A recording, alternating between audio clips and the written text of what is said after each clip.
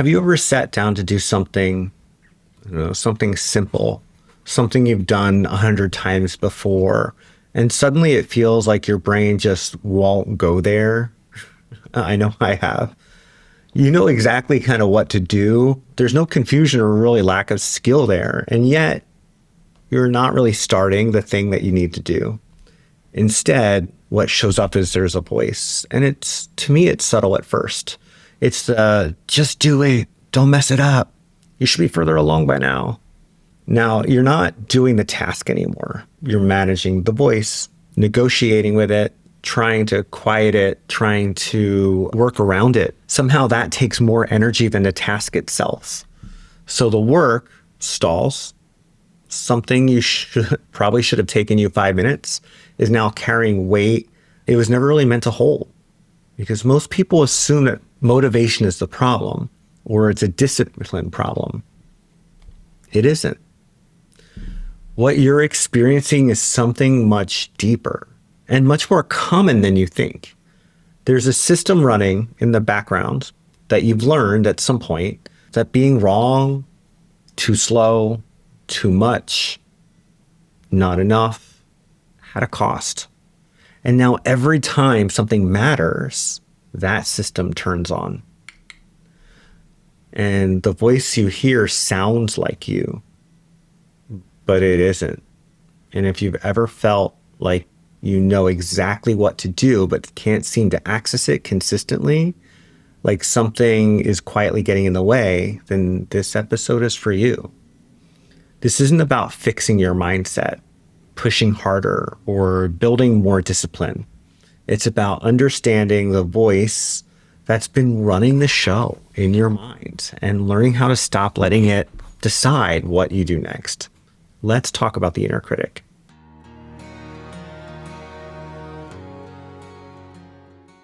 I want you to really hear that before we go any further. This isn't your personality. What you've been living with, this voice, you've probably been living with it for a long time. And it's easy to assume it's just who you are, that you're someone who overthinks, who starts strong and then sort of disappears, right? Who makes things harder than they need to be. It's not your personality. What you're experiencing is a learned response, a pattern, your own system. At this point, whether it be school or work or relationships or even environments where expectations weren't clear, you've learned that there was a consequence for getting things wrong. Maybe it was criticism. Maybe it was feeling behind or out of place. Maybe it was just or having to work harder just to keep up. Your system adapted. You got smarter and faster. You started to scan ahead. You started to predict what could go wrong before it happens. And you got really good at predicting what could go wrong. It's trying to protect you from feeling that again. Because over time, that protective measure, that response developed a voice. Do it right. Think this through. Make sure it's good enough. And on the surface, it sounds really helpful, responsible even. Yet underneath it all, though, there's a pressure. It's a constant sense that something could go wrong at any given moment. So instead of doing a thing, you're managing the possibility of getting it wrong. You're no longer operating from access. You're operating from protection. Protection is slower and it's heavier. It second guesses and it hesitates. So when you sit down and do the work, it isn't just the task in front of you anymore. It's everything your system is trying to prevent at the same time. That's why this feels hard. And part of you learn that doing things carries real risk. And it's been trying to keep you safe ever since. That voice is your protection, though. It's not your personality. What this actually does to you, this isn't just a voice in your head. It changes how you show up, what you start, what you finish, and what you quietly avoid. Because when you sit down and send that message, and instead of typing it out and hitting send, you reread it and adjust your tone, wonder how it's going to land and soften it and strengthen it and question it. Something that should have taken 2 minutes or 30 seconds is now carrying 10 minutes worth of your energy. You go to start a task that you've done before, and instead of moving through it naturally, you hesitate, trying to get it just right before you even begin the work. So you tell yourself that you'll come back to it later, and later turns into tonight, and then tonight turns into tomorrow, and tomorrow turns into who knows. Now it's not just a task anymore. It's something hanging over our heads. That low level of pressure that we put on ourselves in the background, even when you're not thinking about it, you can feel it. And over time, it adds up. And you start to question yourself. Like, can't I just do this? Why does it feel so hard? Harder than it should? Why do I start strong but then fall off and never finish?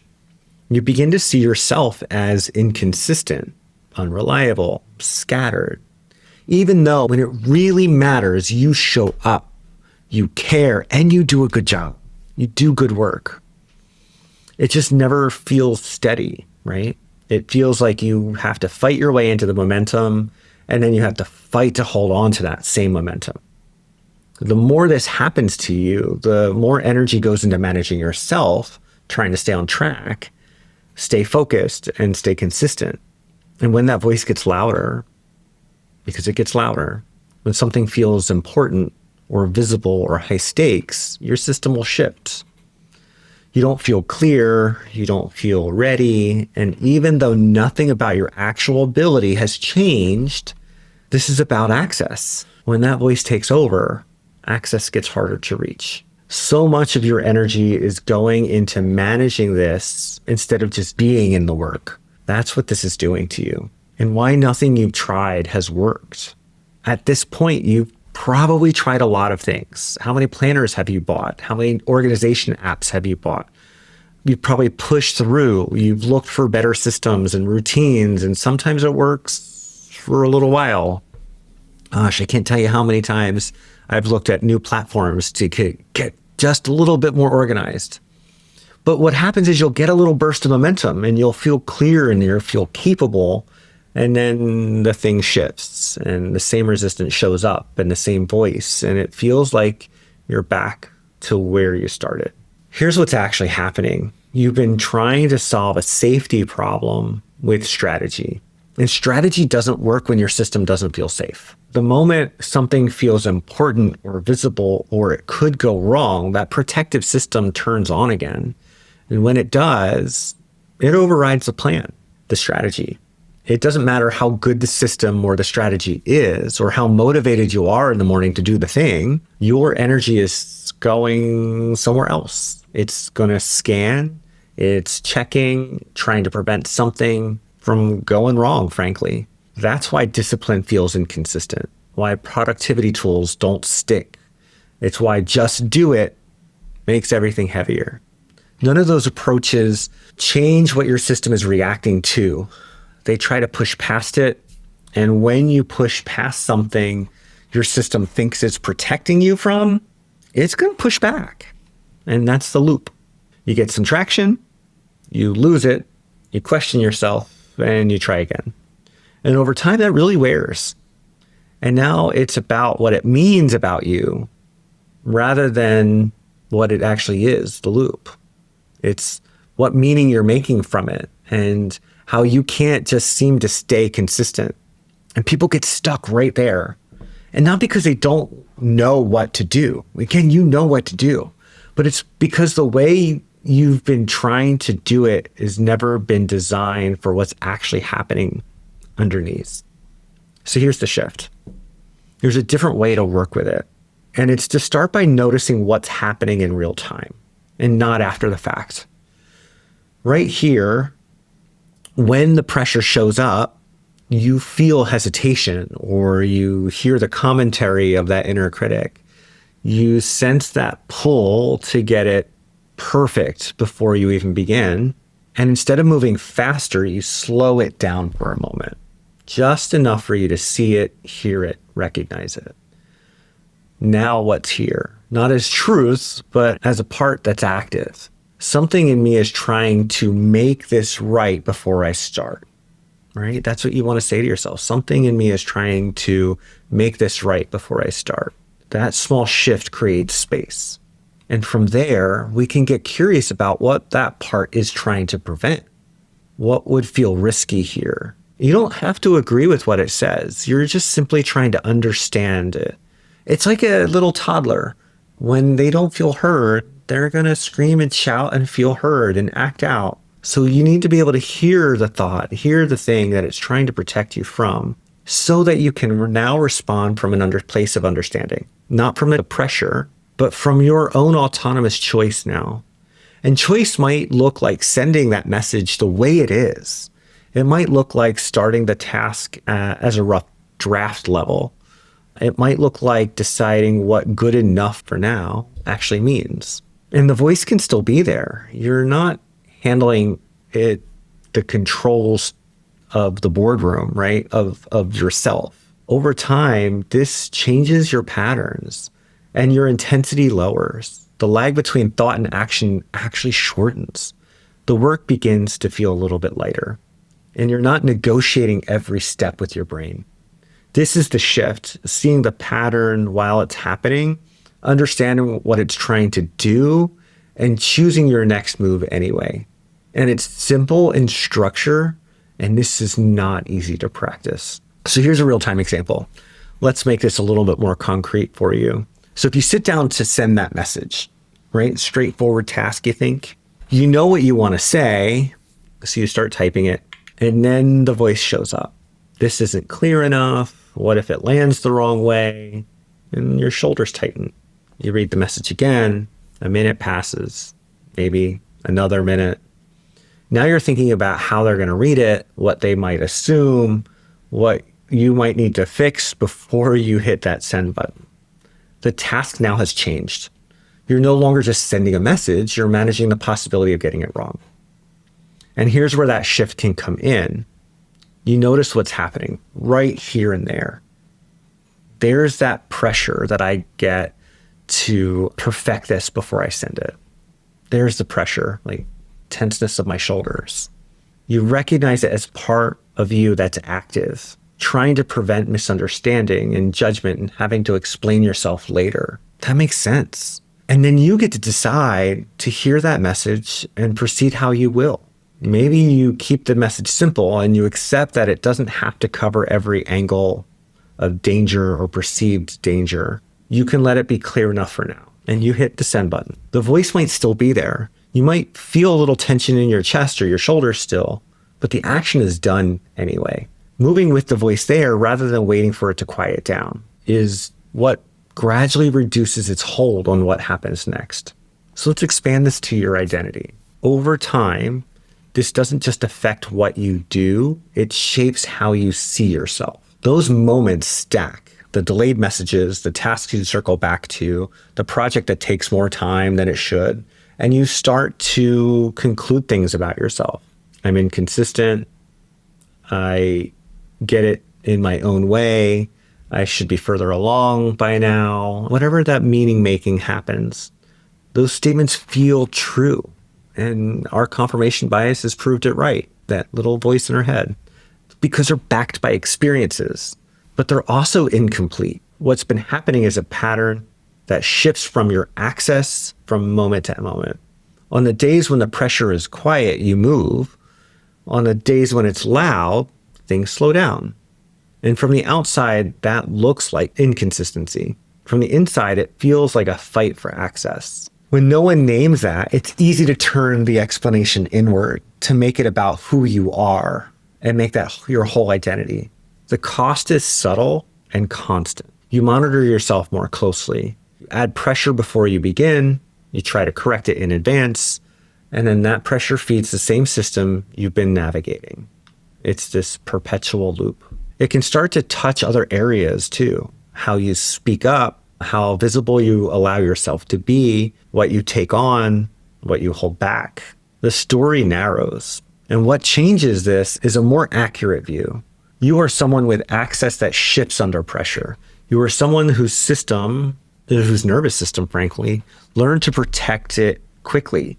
You are someone who can build a different relationship with that response. When that becomes clear, there's room to relate to yourself differently. Less judgment, more precision. Change becomes something you can actually work with. If you've been recognizing yourself in this, there's a reason it feels familiar. This pattern tends to stay quiet on the outside. It shows up in small moments, and it gets explained away as stress or timing or just a busy week. Over time, it becomes something you manage on your own. Most of the people I end up working with are already capable, right? They care a lot about their work. They hold a high standard for themselves. What wears on them is the amount of energy and time it takes to access that capability consistently. Once this pattern that we find is visible, it becomes something you can work with. You start to see it earlier, you respond with more precision, you reduce how much it interrupts your day. And that's where things start to feel a little bit different. Gradually, this is a slow progress. I always equate this to trying to get a six-pack of abs. You can do the work and you can go in the gym all day, every day for 24 hours a day if you care. You are not building a six-pack of abs in a week. But gradually, with less negotiation and more movement, if this is something you've been navigating quietly, you don't have to stay with it. Sometimes a short conversation is enough to map what's happening and see what would actually shift for you. If you want to explore this further, I'll leave a link in the description to connect. There's no pressure, just a conversation. We can look at what this pattern looks like for you and what would actually make it easier to work with. The voice in your head learned how to protect you. It just doesn't need to decide what you do next. Thank you so much for listening to this episode of Left Unattended. Solo episodes like this are always a little vulnerable for me to record because they come directly from my own personal experience and from the patterns I see every day in my coaching work with neurodivergent leaders and professionals who have spent years performing a version of themselves just to survive in the systems that were never designed for how their brains work. If something in this episode resonated with you, if you started to recognize masking in your own life, or you're navigating burnout and trying to reconnect with who you actually are underneath it all, you're not alone in that process. I want to support you in that journey. You can learn more about coaching with me at coaching.synapse.me. That's coaching.syn-apt.me. And if you want weekly insights on neuro-inclusive leadership, identity, and authentic ways of showing up in the world, you can join my newsletter at www.syn-app.me/newsletter. I also want to give a big thank you to Dustin Bays for editing and producing this podcast and making sure these conversations sound as good as they feel. If you enjoyed this episode, please follow the podcast and leave a review. It helps more people find these conversations and reminds them that the world they belong in isn't a luxury, it's a leadership strategy. I'm your host, Ron Sosa, and this has been Left Unattended. Until next time.